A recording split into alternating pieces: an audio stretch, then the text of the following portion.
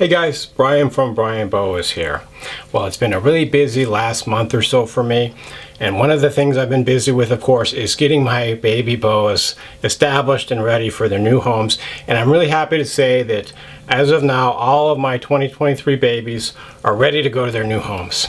So today I'm going to say a little bit about how the babies are doing. I'm going to get out my close-up lens. We're going to look at some of the more recently born babies, including the Argentine Boa and my Suriname that were born. And I'm also going to say a little bit about my sales and shipping process. So be sure to stay tuned. I thought I'd start by grabbing this guy. This is a Max Pink Argentine male. This guy sired his first litter this year. I'm going to show you some of his babies in a minute. But they're doing really well. They're really beautiful animals. I bred this guy to a black and white female Argentine and got this nice litter of the baby Argentine Boas that I'm going to show you in a minute. I'm also going to get out a few of the Locality and the Suriname Boas, and we'll take a close-up look at those babies as well. So the process of establishing the babies takes a few months.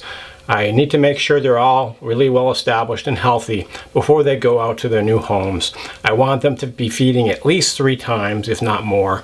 Whenever possible, I try to get them feeding on frozen thawed as well, although some of the animals, particularly the island boas, won't always take frozen thawed at that age. I just want to be certain that my animals will have the best possible chance for success when they get to their new homes. So at the end of the video, I'm going to say a little bit more about the whole sales process, how the shipping works, things like that. Some of the questions I get asked a lot, so be sure to stay tuned if you're interested in possibly acquiring one of these boas. But for now, I'm going to get out my close-up lens and we'll take a quick look at some of these beautiful baby boas. Here's a baby Argentine boa, and these guys are now a couple months old. They're eating very well. Most of them are also eating frozen thawed. So these guys, the father was the Max Pink bloodline that I showed you at the beginning of the video. The mother is a wild type black and white boa. So I've been getting a lot of questions about what do you think these guys are going to look like as adults. I would think that they'd be kind of intermediate in phenotype. They would definitely retain a lot of the pink and magenta. But maybe not quite as much as the male that I showed you, who's the full-blooded Max Pink, or potentially there could be a whole range of different phenotypes from little or none of the pink to lots and lots of the pink. So not quite sure. I actually asked Bob Guerriere, who is the founder of the Max Pink bloodline, on Facebook, and he told me that he wasn't quite sure, but he imagines it'll probably be intermediate. But however they look, I am sure that these guys are going to be breathtaking and beautiful as adults. And this guy is just really calm. He's just kind of hanging out, not moving around very much. Most of these babies are pretty chill. There's just a close-up of his side, the sides of this animal, and you can see the beautiful intricate pattern that these Argentine boas have. I just love how the different colors combine with the beautiful pattern. Yeah, I grabbed another one. This one's a female. And a couple points I want to make. The first is that they're all very, very, very similar. Like, people are asking me which one do you like the best. And honestly, they all look pretty much the same. There's very little variability in these babies. Unlike, for example, Suriname red tails, where you have a lot of variability in the litter. I did pick out some holdbacks to keep for myself. And honestly, I could have picked any of them because they're all really equivalent.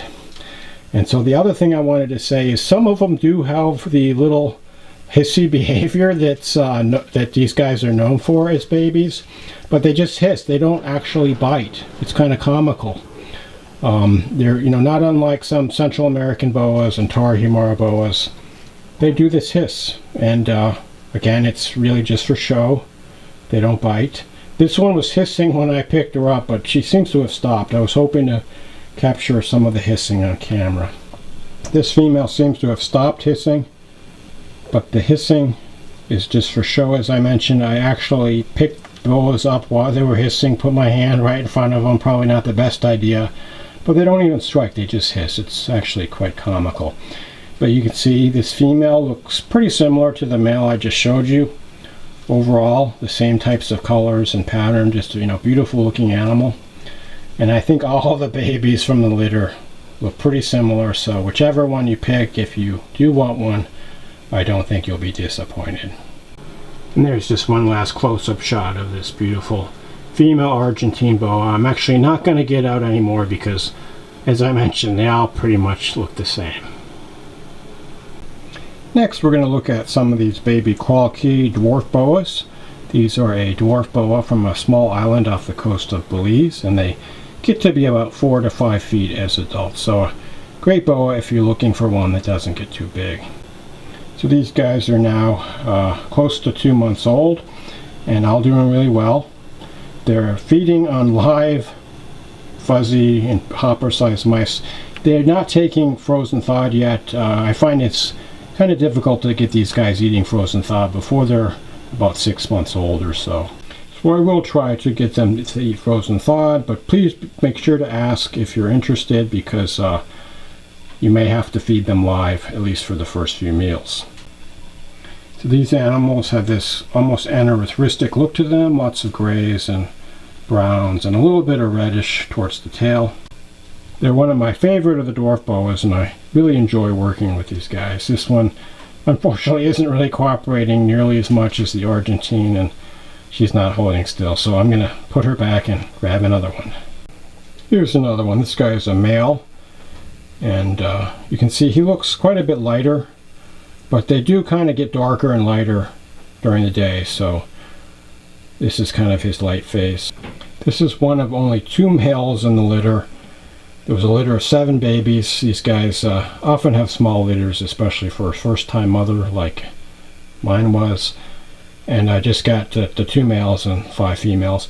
People will often try to get males because they think that they're not going to get quite as big as the females.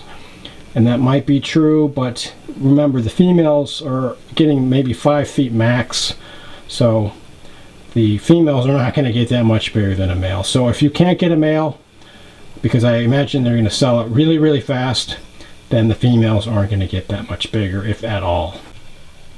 In fact, both of the parents of this litter were born in 2017, and they're both about 4 feet long, the male and the female. So if you want a small boa, just go for a female.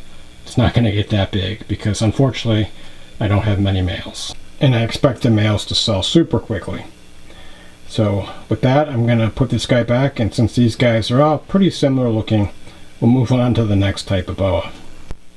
The last type of boa I want to share with you today are these beautiful baby Suriname red tails, and this is my second Suriname litter of 2023, and these guys have really blown me away. I had high expectations for them, but I had no idea how beautiful they would really be. This is a cross between my Prometheus bloodline and my Picasso bloodline, which are the 2 main bloodlines I've been working with for the last 15 years or so. And I actually crossed probably my best male with one of my best females, or maybe my best female, and I'm just blown away by the results. These babies are exceptional in terms of the color and contrast and markings.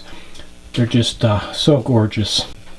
There you can see a closer look, and I just love the saddles, these beautiful peak saddles, and the peaks have the perfect amount of symmetry. The peaks are just the right size, not too big, not too small. Just a gorgeous looking animal. And these guys have a lot of purple color to them. The mother of the litter has a lot of purple, so it really shows in most of these babies. And then they have this super long red tail. Let me see if I can get her tail so you can see it. But there you can see her long, deep red tail. And most of these babies have like 9 or 10 red tail saddles, so quite a bit longer tail than most Suriname red tails.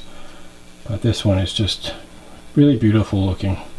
And there's one more close-up of this one, giving you a appreciation of the color on the sides and just how beautiful the markings and color and contrast come together in this Suriname red tail. Here's another baby Suriname. This one's a male, and you can see he's got similar beautiful peak saddles, the long red tail, and the high contrast. These guys will develop even more contrast as they get bigger, and they should just be breathtaking as adults. Most of these guys are feeding on frozen thawed at this point. Not quite all of them, but I imagine they'll all be on frozen thawed in the next couple weeks. Typically it's not very difficult to get the Suriname to eat frozen thawed. Some of them have been a little bit hissy, which is pretty normal for baby boas. Some of them have even struck out at me. Unlike the Argentines, these guys will bite, but typically that will go away within the first month or two of handling. And once I take them out, they stop the hissing. It's really only when they're in their enclosure. So I wouldn't be too concerned about that if you're looking for an animal that's going to not be aggressive or, defensive. As I mentioned in a video a few weeks ago, I consider this to be my best litter of Suriname red tails, or for that matter, any red tail that I've ever produced. And this, I really like how my two bloodlines, all of the positive characteristics of each, is coming together in these babies. I plan on holding back a few of these. I really haven't decided yet. I mean, they're all so nice. Like with the Argentines, I could hold back any of them and I would have, really top-notch animals for the next generation to breed with. So really beautiful animals if you're looking to get a top-shelf Suriname either as a pet or add some really top genetics to your breeding group. One more baby Suriname. This is a female, and this one has some really beautiful colors. She's got this orangey pink color going on. Let's just look at that color. And this animal is only about a month old, so I'm sure the color is going to develop even more as she gets older. Another cool thing about this animal is she's got these really cool markings between her saddles. She's not really holding still, but if you look, you see she's got these dashes, these lines between her saddles. There you see her long red tail. But look at the color on her head and look at those markings between the saddles. Definitely a really cool looking Suriname true red tail, and sure to be a top shelf adult. Look at that tail. So those were some of the more recently born babies born from my breeding trials this summer. And so now I'm going to say a little bit about my sales process. First, I thought I'd grab this guy. This is an animal I call Prometheus Jr., who is actually the father of the Surinames we just looked at. I call him that because he looks the most like any of the babies from Prometheus, the founder of the Prometheus bloodline. This guy looks the most like his father, so I called him Prometheus Jr. Hopefully it'll give you an idea of what some of those babies might look like as adults when they develop more color and contrast. Just this breathtaking top shelf Suriname true red tail boa. So now I want to say a little bit about the animals where you can see them. I have a Flickr page set up where I have photos of all of the animals that are available. If you go underneath the video description, there's a link to my Flickr page. So just go there, look in the album sections where that link will take you. And then each litter has a separate album, but within each album are thumbnails with photos of all of the available animals. If you click on the thumbnail and you look in the description, it has more information, including the price. So check those out. I often get asked questions about the prices. I think people aren't clicking on the thumbnails, but if you click on the thumbnail, it'll take you to the price underneath the picture description. And so those are the pictures on Flickr. You can also look on my terms of sale. I urge you to go check out my terms of sale if you're interested in acquiring one of my boas. There's a link to my terms of sale underneath the video description. But this will tell you all of the stuff you need to know about my terms of sale. And please ask me any questions before you enter into a purchase if you are not sure of something. I just want to make absolutely sure that you understand the terms of sale. And they're fairly standard, nothing unusual. But just make sure to read those. One thing I get asked a lot is about my payment. And I only accept payment by check or money order. I can let you know the address to send them to if you're interested in making a purchase, but I don't take PayPal or credit cards or any kind of online payment. So please be aware of that. It will require you to, if you don't have a checking account, you might have to go to the post office and get a postal money order. a postal money order is probably the best way to pay if you don't have a checking account. And I kind of take for granted that most people these days don't have checking accounts, since I guess I'm kind of getting up there in age. But if you don't have a checking account, the postal money order is the most convenient and easiest way to pay. So as far as the order of priority, as you might know, I don't do any waiting lists or orders ahead or things like that. So it's all first come, first serve. If you see an animal you like, be sure to reach out to me and make arrangements to reserve that animal. And I'll typically hold it for you for at least a week so you can get the payment out to me. But it's first come, first serve. So the animals will go fast. So be sure to commit to one if you see one that you like, if you don't want to lose it. And the best way to reach out to me is by email. My email address is underneath the video description. So send me an email, cleowolf@yahoo.com. Let me know which animal that you want, and I will hold it for you pending the payment. I'll give you my address to send the payment to at that time as well. And I'll probably also ask you if you've read my terms of sale. So I would really appreciate if you would just go read the terms of sale ahead of time so I don't have to ask you that again. So I also, as you know, have Facebook. I have messages here. There's like, a number of different ways to get a hold of me, but the emails will take priority. So if you send me a message in Facebook saying you want a certain animal, but then somebody else sends me a message by my email saying they want that same animal, they're going to get the priority. So be sure to send me an email, okay? I just have so many lines of communication. It gets confusing sometimes. Sometimes I don't always get them. I think on Facebook, I actually have two accounts. One is a personal account, one is a Brian Boas account. So it just gets super confusing with all these lines of communication. But my cleowolf@yahoo.com email is always the best way to get a hold of me. One thing I get asked a lot is about payment plans and whether I do those.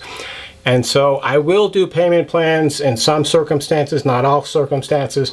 Generally speaking, it has to be an animal that's at least $1,000. If you want to do a payment plan for an expensive animal like that, the terms are that 25% of the price, including shipping, is due as a deposit. This is not refundable.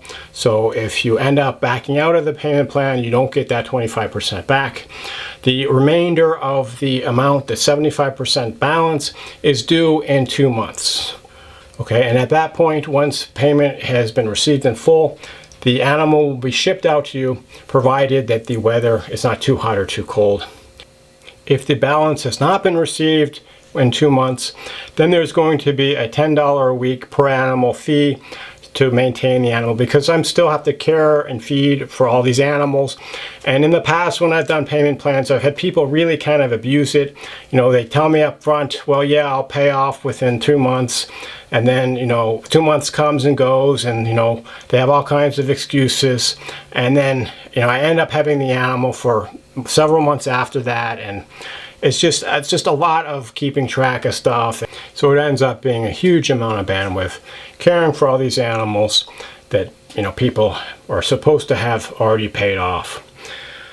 And that doesn't happen a lot, by the way, but there have been some people in the past that have not really lived up to their end of the bargain on these payment plans. So that's my terms of sale, and there's a lot more in the terms of sale document, so please have a look at that and let me know if you have any questions. And if you are interested in any of these animals, shoot me an email. Any questions you have, I'll be happy to answer for you. And I also, in addition to the animals I showed today, I have quite a few other litters which I've showcased in earlier videos on this channel. Earlier this summer, I've got some other Surinams. I've got Peruvian red tails. I've got some Dwarf Boas. I've got some Pearl Island Boas. So check them out. If you see something you like, shoot me a line, and hopefully you can get the boa you've always wanted. So I hope you enjoyed this video. As always, shoot me any questions or comments you may have. Thanks for watching, and enjoy your boas.